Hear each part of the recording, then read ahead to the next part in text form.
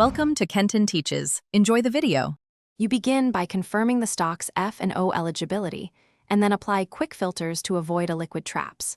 First, set your swing horizon, 2 to 7 days, and limit candidates to those with average daily volume over 100K and open interest greater than 10K so positions can be entered and exited without slippage.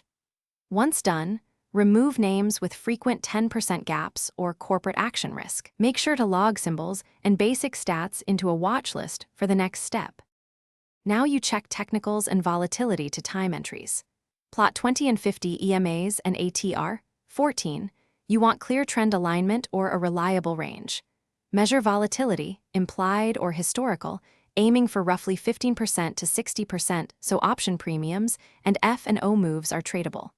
Once you spot a pullback to the 20 EMA or a breakout that occurs with at least 5 times average volume, mark an entry trigger and calculate stop using 5 to 2 times execute with a clear order plan. Place a limit entry, predefine stop loss and targets aiming for 1.5 to 3 reward to risk.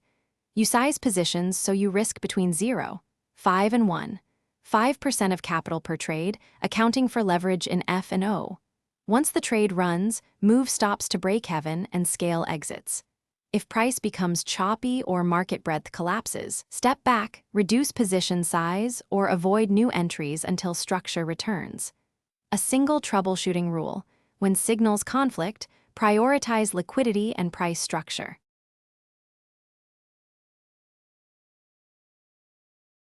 Thanks for watching. Please subscribe if this video was helpful.